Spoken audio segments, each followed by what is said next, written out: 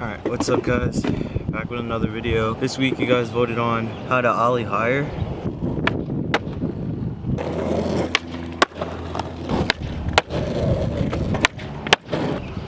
You should already know how to ollie. Make sure you check out SKATERDAZE episode 11, because I teach you how to do all 4 basic tricks: the ollie, the kickflip, the shove it, and the 180. Go back to that video if you haven't watched that one yet, and then come back here and this will teach you how to ollie even higher. What you want to start out doing is first things first, you want to find somewhere where you're like really comfortable. So your front foot is what matters the most on this one. So I like mine a little bit closer to the bolts, but you can go anywhere from under the front bolts, on the bolts. You can go like here, you can go in the middle of your board, but you just have to find where your front foot is comfortable. And then the second step for your foot placement is just to put your back foot in the middle of the tail. It could be anywhere in the middle. You just don't want to be in the pocket so much. The pocket's more for control, the edge of the tail is more for pop. You want to be on the edge of the tail. Alright, step 2, I'm going to show you a little secret. So I didn't teach this in the first one because you don't really need it until you start to actually go higher with your ollies. You want to make sure that you have your regular ollie solidly down already. You don't want to be trying to learn the ollie while trying to learn how to ollie higher at the same time. Learn how to ollie first. Make sure you go check out SKATERDAZE episode 11. I'll make sure I tag it in the video or something so you can see how to do those tricks. But you want to have a solid ollie before you visit this. When you're doing the ollie, a lot of the time you don't realize that the lowest you can jump is as high as you can lift your leg. So I'm going to show you a little secret. So watch my front foot. As high as I lift my front foot is as high as the board can go without me even trying to jump yet. I'm goofy. This would be my front leg. All right. That's me just lifting my leg. This is me lifting it as high as I can. See what I'm saying? At the lowest, I can ollie that high. That's without trying to jump yet. That's just lifting my leg. A lot of making your ollie higher is about just bringing your feet up, lifting your legs, lifting your knees up. It's more so about moving your body more correctly than it is about popping harder. A lot of people think you pop harder, which means you should go higher, and that's not what happens. You actually lift your legs more. So if you can only lift your leg, say this high, you can go higher than that, but it's going to be harder for you to ollie higher. So you want to practice being able to actually lift your leg up, because if you can do this naturally, you can naturally ollie this high. I'm going to show you with the board what that looks like. This is just lifting my leg. This is not evening it out. This is not making it nice. This is just lifting my front leg. You see, as soon as I popped, I was about like this high, and that's without evening anything out. That's without turning anything. That's just from popping and lifting my front leg. So the way to really ollie higher is you have to lift your front leg, and then you want to either match or surpass your front leg with your back foot. It looks like this without the board. So I'm gonna lift my front leg, right? And then I want to match it with my back foot. So I lift my front leg, and then I match it with my back foot. This is what it looks like in fast motion.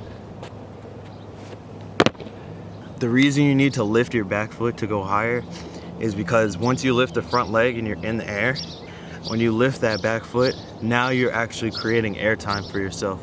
So you have more time to come down.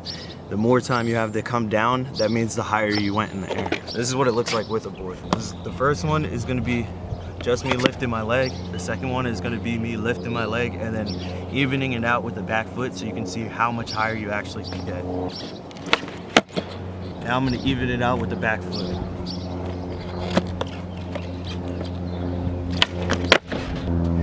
And they're 2 completely different ollies. So when you even it out with the back foot, all you really have to do is make sure that you come down sturdy.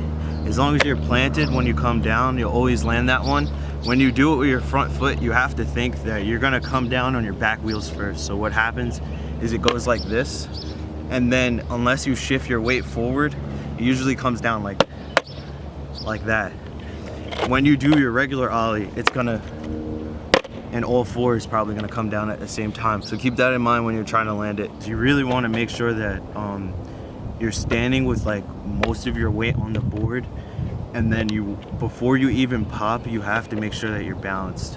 Is you can't do this as well when you're off balance. Like, it's harder to do. So you really want to make sure that you're balanced, you're really ready, and then you just take the pop, jump as high as you can. Make sure you lift your back foot up, because you can already go pretty high in the air just lifting your front foot up, but you lift your back foot up to match it, and that's what creates the actual space in between you and the ground. So you have to make sure that when you come up here, you also lift that back foot up so you can come down and go higher. I'm going to show you the power of both of the ollies right now, so you can see what it's like to just use your front foot, or what it's like to use your front foot and then lift up the back. So when you lift up the back foot, you're going to be way higher than you are just using your front foot. You have to keep that in mind. See, I went right over the board. That was just the front foot. That was just me lifting up my front foot, not worrying about my back foot. But you can see you still soar like right over the board. You don't have to really worry about crashing into it or any of that. If you lift your foot, like, another thing that I can tell you guys, as you're lifting your foot, you don't want to hit the tail until your foot is all the way lifted.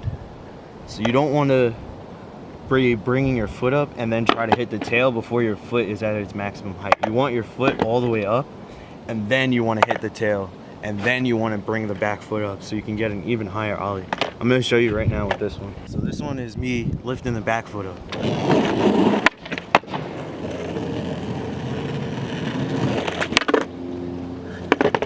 As you can clearly see, that one was way higher, but you want to make sure that when you do it, you're always making sure you lift that back foot up. And when you lift the back foot up, you either want to match it with your front foot, or you want to go higher. If you go higher than your front foot, then you'll get that like boned angle where you see people, they're in the air and they're like this. If you match it, it will just be evened out.